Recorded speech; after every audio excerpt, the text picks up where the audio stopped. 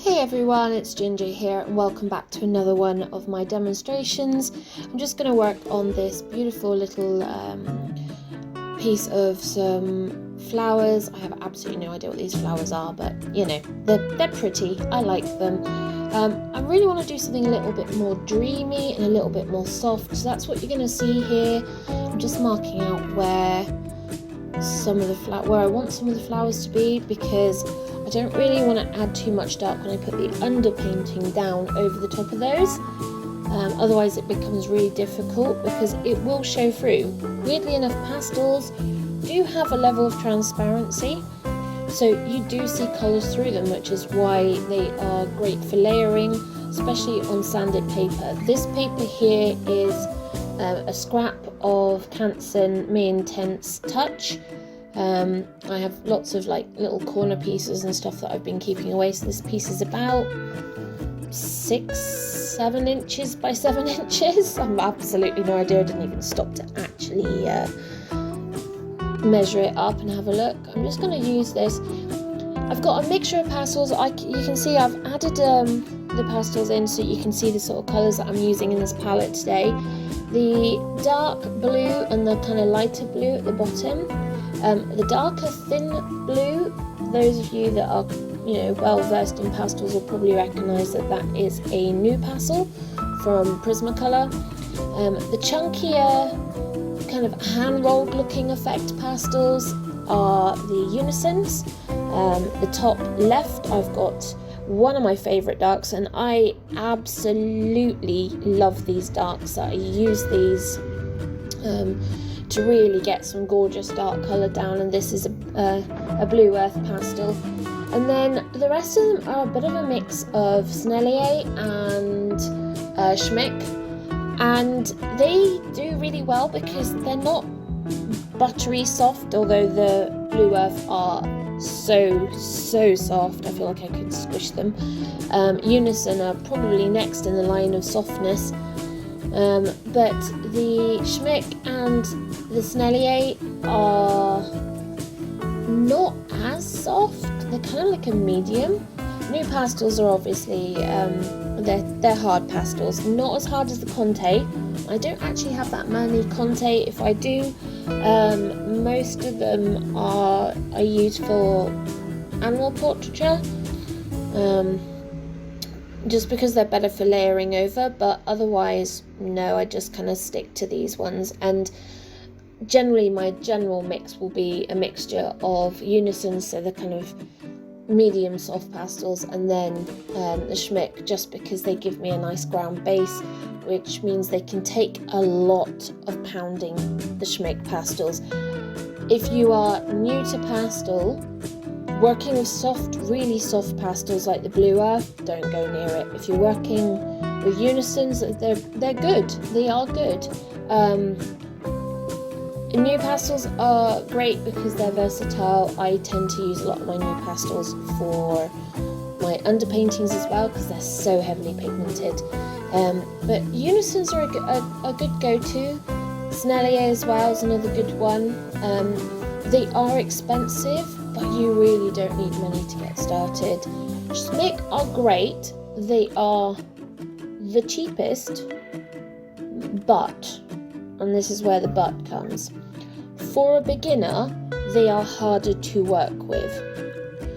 If you get into pastels and you really start to begin to understand how you can layer the softness of the pastel and the hardness of the pastel versus the type of paper you're using, how many layers you're looking at getting down, then you will understand how you can use these different types of softness in pastels. However, realistically, I would not use Schmick as a beginner because you really need to know what you're doing to be able to layer those properly. Otherwise you will just end up with mush, or mud as we commonly like to say. So I've got this base down. Love this blue undertone. It's just going to make this absolutely sing.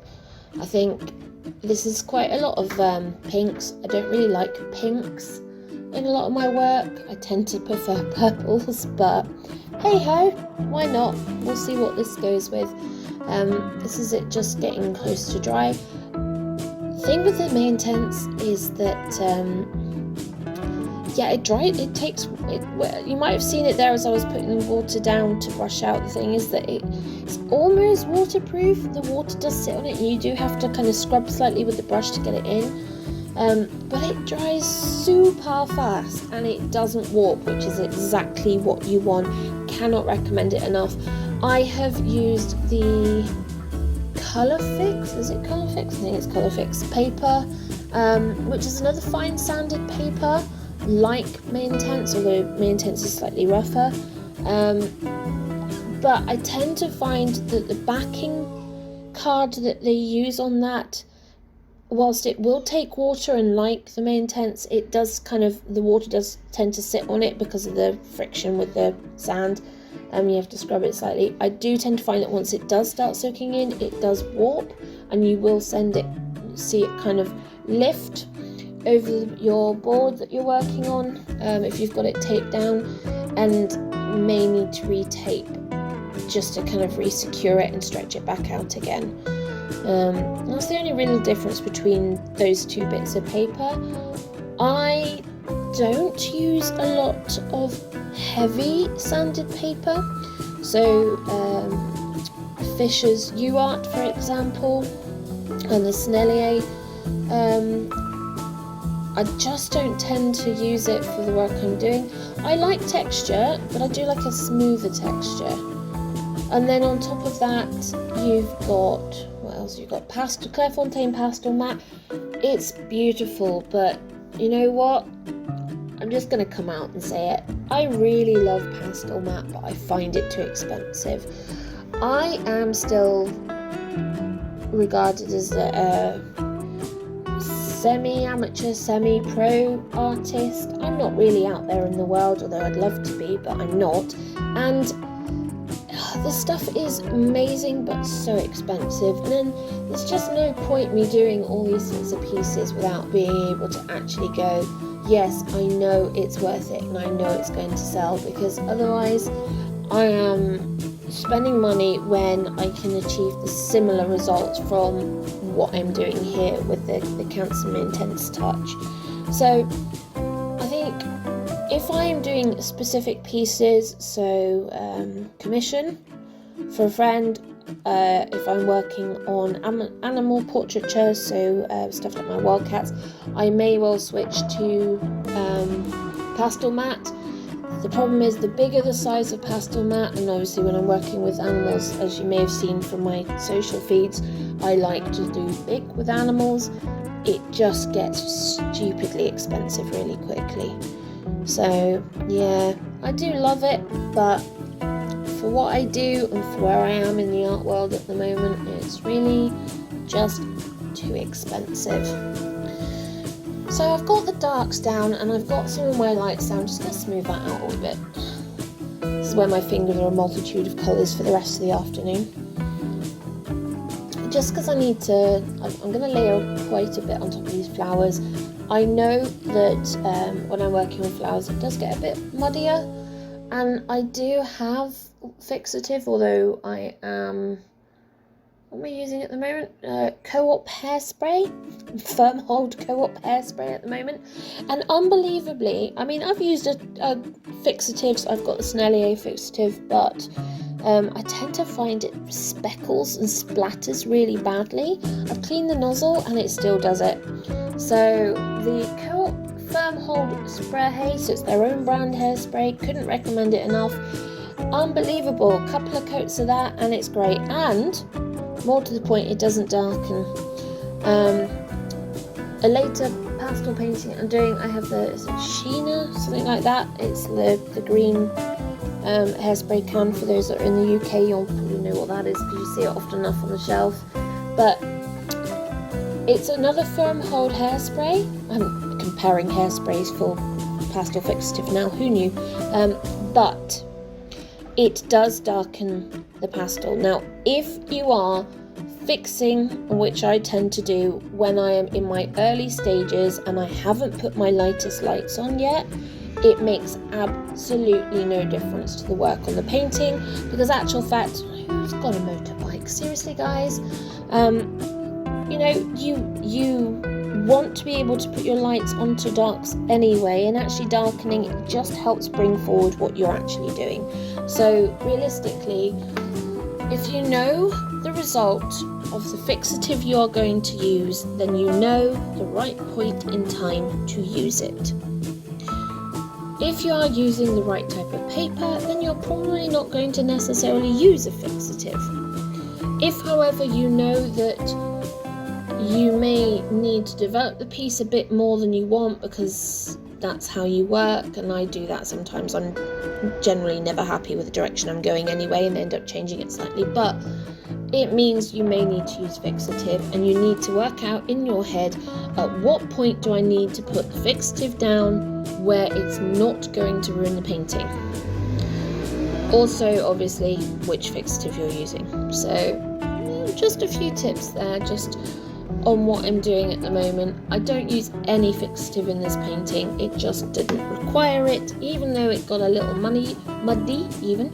I just want that kind of dream-like essence, and actually the kind of blurring of boundaries between the flowers and the background actually kind of helped with that kind of dream-like essence that I really wanted.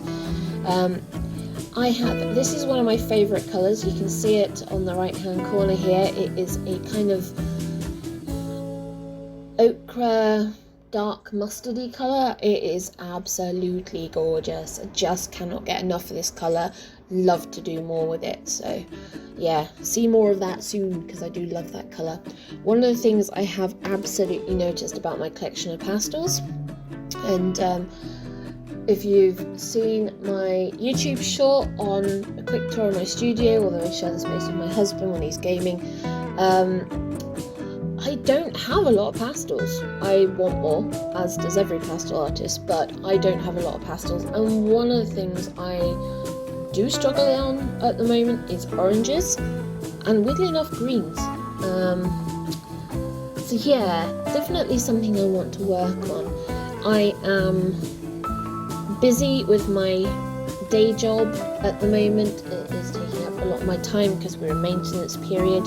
For those of you that don't know, I work, I run the operations for a concert hall and also for a Victorian theatre, and the theatre and events industry, yeah, it does tend to get quite busy. This is the time of year where we go dark, so this is maintenance season.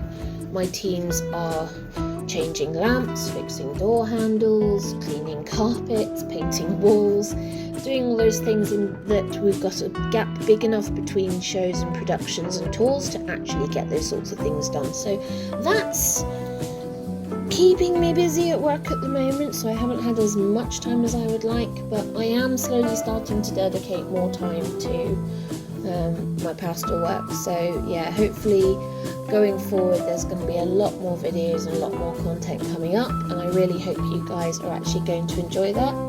What I'm going to do is just stop babbling at you now. I'm pretty sure you've heard enough of me for the last, I've no idea, almost 13-14 minutes now. So just get a cup of tea, watch the last 10 minutes or so of this video. I really hope you enjoy it. I'm so glad for you guys joining me today, and yeah, if you've got any comments, any questions about what I'm doing, what I use, how I do it, please just let me know in the comments below.